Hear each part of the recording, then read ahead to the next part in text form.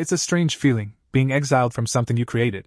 Even stranger when the people doing the exiling are your own family, and you're the one who paid for the damn thing.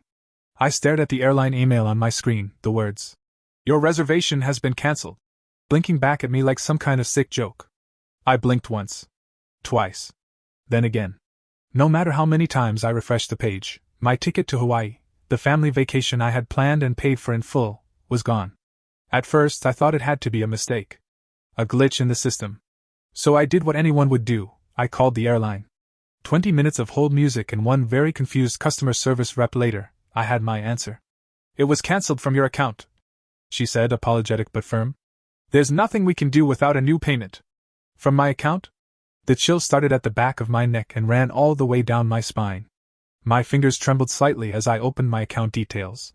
There it was, recently accessed, itinerary modified. And there, right there, the name that made my blood boil, Bonnie. My sister. The golden child. The chaos engine.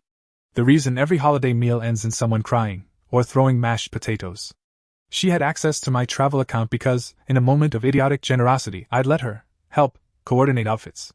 I thought it would make her feel included. Big mistake. I called her immediately. She answered with a giggle. "Oh, that? You saw already?" she said like it was some prank. "Isn't that funny?" "Funny?"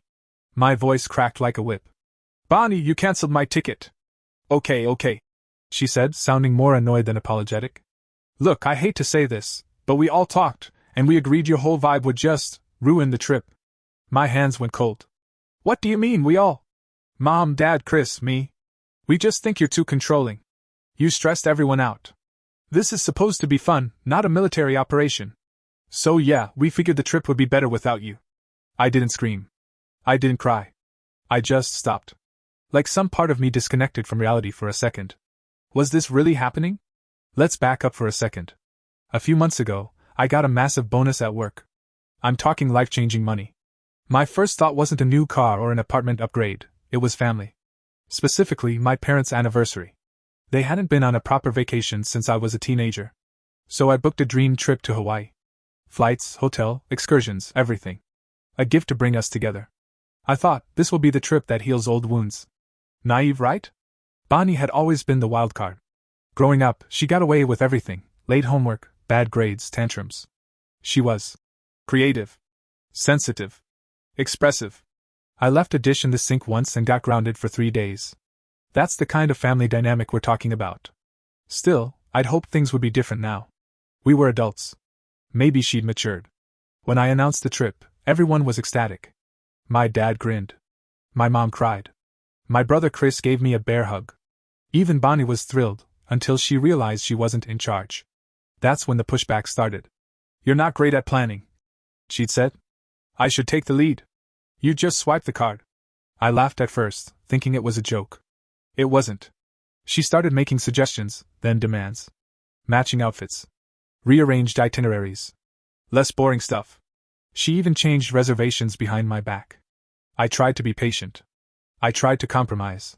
And this was the thanks I got. "I planned this for all of us," I said now, struggling to keep my voice even. "And you just decided to cut me out." She actually scoffed. "You're acting like you're the victim. I did this for the family. You were making it about yourself. Honestly, we're doing you a favor." I hung up without another word. I sat there in silence, listening to the soft hum of my laptop fan, the weight of betrayal settling in like wet concrete. Then, without hesitation, I logged back into my account.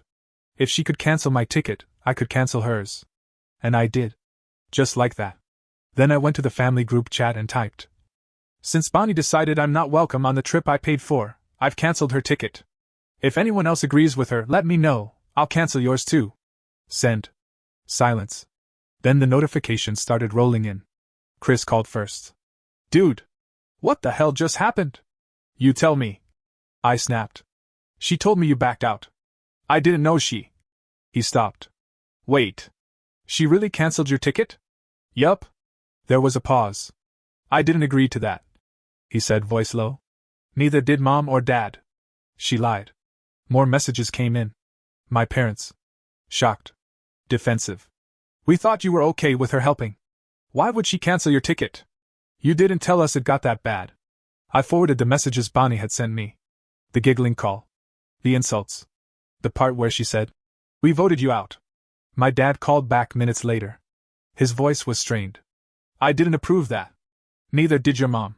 I almost believed him. But it was too late. Something had broken. I tried to do something good, generous, and I'd been cut out of it like a problem to be solved. I stared at my suitcase by the door. Packed. Ready. I wasn't sure who, if anyone, would still be going with me. But one thing was for damn sure. I was going to Hawaii. Even if I had to go alone. I didn't just wake up one day and decide to let Bonnie bulldoze me. It was more like a slow, grinding erosion of boundaries, death by 1,000 passive-aggressive comments and eye rolls. If you asked me why I gave in, I'd probably say I was trying to keep the peace. But deep down, I think I was just tired. Tired of being the villain in her ever-changing narrative. Tired of being the controlling older brother, when all I ever tried to do was be responsible. Bonnie had this magical way of flipping any situation on its head until she was the victim. Growing up, I was bossy, mean, cold. She was sensitive, emotional, just expressing herself. If I called her out for blowing off chores or being selfish, I was scolded for not understanding her. Meanwhile, she could get away with murder as long as she pouted hard enough. So when the Hawaii trip came up, the trip I had spent weeks planning, researching, booking, I knew there was a risk. But I didn't expect her to go full dictator mode. It started small. The moment I announced the trip, Bonnie latched on like it was her idea. She bombarded the group chat with messages about outfit aesthetics, color-coordinated schedules, and which beaches would look best in Instagram reels. I rolled my eyes, but I said nothing. Let her have her fun, I thought.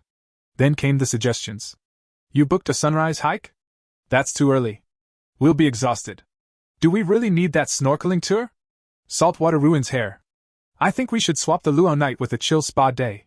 Trust me, it's better." At first, I defended my choices. The sunrise hike is beautiful, it's one of the top-rated experiences. The snorkeling is with sea turtles. It's once in a lifetime. But for every suggestion I tried to explain, Bonnie had a counterpoint. Not just arguments, insults disguised as input. "You just don't understand what makes a trip memorable.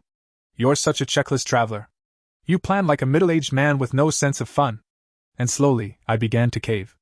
I told myself it didn't matter. That the trip was about being together. That if letting her choose a few things would keep the peace, I could live with it. The big breaking point came when she called me one night and said flat out, "Just send me the itinerary. I'll fix it." I should have said no. I wanted to say no. But my head was pounding, and I was emotionally exhausted, and part of me just wanted to avoid another fight. So I sent it. What followed was a complete hijack. She called it optimizing the trip. I called it sabotage.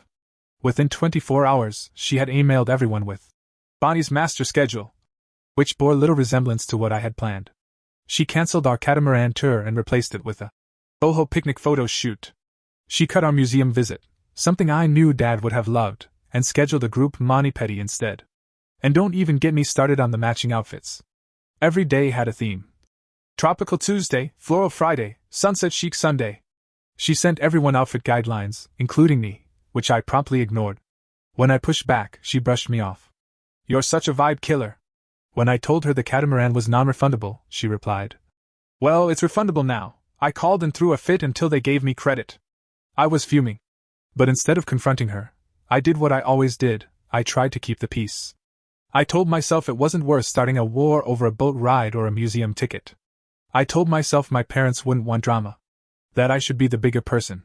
But being the bigger person started to feel a lot like being a doormat. My parents weren't much help. When I called them to vent, they did what they always did, shrugged it off. "Oh, she's just excited," Mom said. "Let her feel included," Dad added. "You know how Bonnie is." Yes. I knew exactly how Bonnie was. That was the problem. Even Chris, my brother, the one person who usually had my back, told me to let it slide. "It's just a trip," he said. "We'll still have fun." Maybe. But it wasn't just a trip to me. It was a gift. A peace offering. A symbol of something I had worked hard to create. And it had been taken over without so much as a thank you. Still, I held my tongue. I figured I'd grit through it. Enjoy what I could. Let Bonnie play cruise director and just go with the flow. That strategy lasted until the family group chat exploded. "Hey everyone!" Bonnie posted, all sunshine and emojis. "Excited for next week? Reminder, bring your theme outfits: orange heart, yellow heart, blue heart, And I've updated our itinerary again. Let's make this trip unforgettable. Then came the kicker. P.S. If you have any last-minute ideas or changes, just send them to me. I'll handle it. OP's got enough on his plate. OP, me. I was demoted from organizer to passive participant. The guy writing checks in the background. I didn't respond right away. I stared at the message, seething, while my fingers hovered over the keyboard. I typed and deleted 3 different replies before settling on a simple thumbs-up emoji. Petty? Maybe. But I didn't have the energy to argue anymore.